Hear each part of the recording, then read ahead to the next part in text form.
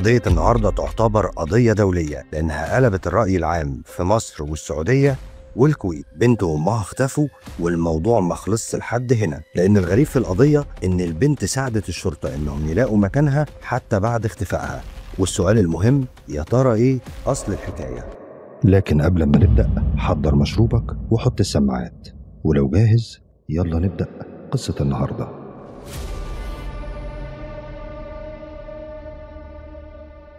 قضية النهاردة بتدور أحداثها في مصر، وتحديداً في مدينة صمنلوط محافظة المنيا. ويوم 27 أغسطس سنة 2015 تبدأ القصة مع ست سعودية اسمها مودة فاضل دياب وعمرها 60 سنة، وبنتها اسمها عقيلة عبد الحميد الخميسي وعمرها 27 سنة. حياتهم كلها كانت في الكويت، ونزلوا مصر في أجازة للسياحة. وفي نفس الوقت الأم كانت بتفكر تشتري شقة عشان لما ينزلوا أجازة تكون شقتهم موجودة. بس في الأول وكالعادة خليك فاكر إن بسرد عليك الأحداث بأدق تفاصيلها عشان أعيشك كل لحظة فيها، وإن الغرض مش الإطالة.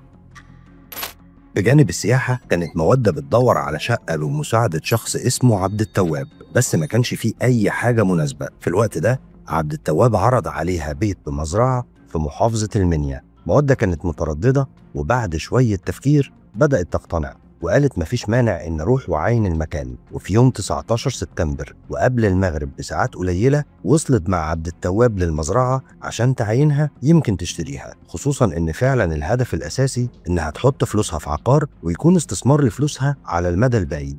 وصلوا للمزرعة وعقيلة بنتها كانت تعبانة من المشوار، فطلبت من والدتها إنها ترتاح وإن والدتها تعاين المكان براحتها. الأم اتأخرت، فبدأت عقيلة تاخد جولة جوه البيت، والتأخير وصل لساعة والتانية والأم لسه ما رجعتش. بالرغم إن المكان مساحته كبيرة، بس أكيد الأم مش هتتأخر لمدة ساعتين كاملين، فقررت إنها تتصل بوالدتها أكتر من مرة بدون أي رد. ومرة واحدة التليفون اتقفل.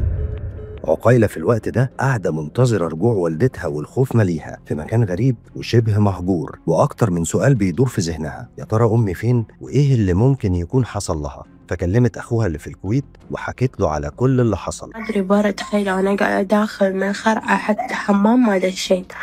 تو قاعد من بني، هاي مزعقعت بني. اللي سمعتوه ده جزء من تسجيل لعقيلة